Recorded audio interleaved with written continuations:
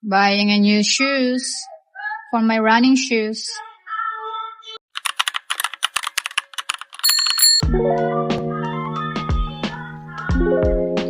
Bili tayo ng sapatos. May bata. Cute nito. Basics. Pero ito yung type ko. Ito. From Hoka. Maganda kasi sa paa yan. Either white or ayoko nang gusto ko rin ng eto, sana. Kaso, grabe presyo. Tsaka hindi daw maganda ito pang pang takbo. Sabi daw ito pang hiking. Kinukuha pa yung size ko.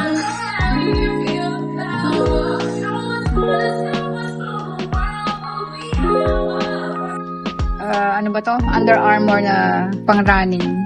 Laging Nike. Pero this time gusto ko kasi ng Hoka ulit.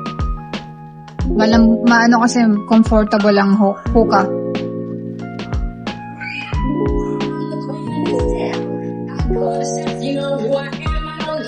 Either black. Maganda ba black? Walang kulay. Ito rin sana gusto ko. Sa Nike. Yun nga lang, ang problema ko talaga, pag sa Nike, ang running shoes ng Nike, hindi siya wide fit. Kailangan kasi ng wide fit eh. Kailangan, ito pwede. Malapad kasi yung pa ako eh. Ganda sana nito.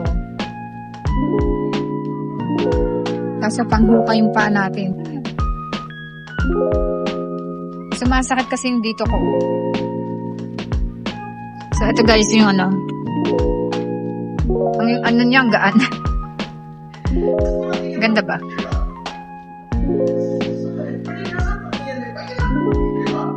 Max 7.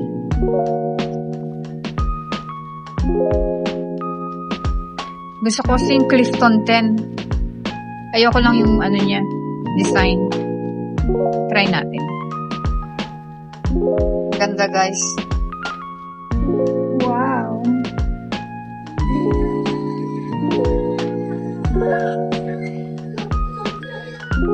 Malambot.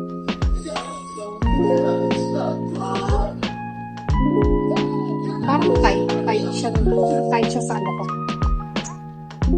Laki ng paa ko. 37 lang yan.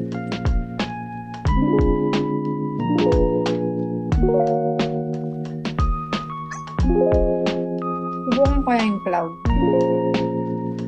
Subukan natin. Ito, try ko to. Ito kasi gusto ko yung Clifton. Kaso masyadong pricey. Pero ito try ko. Ano maganda? Yung blue or ito? Siyempre pink, diba? Para madaming kulay.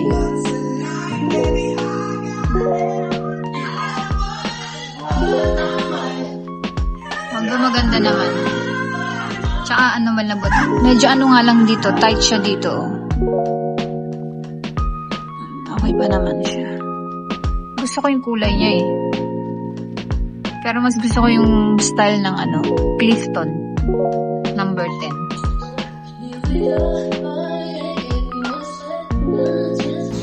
So, ayan na.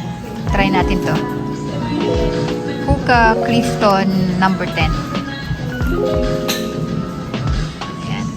Clifton 10. Same ng shoes ko before. Pero ito try ulit natin.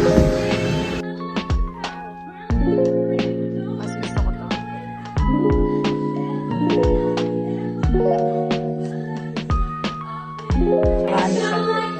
Hindi siya tight.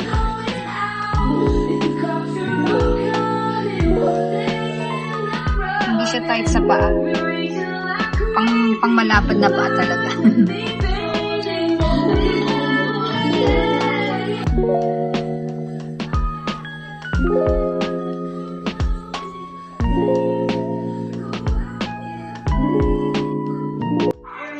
yung nabili natin? Nice outlet, 972. So, yan, nakabili lang tayo ng isa. Yung shorts ko lang biling muna. Kasi gusto ko muna makita yung isang store na na puro puro mga rubber shoes. So, let's go.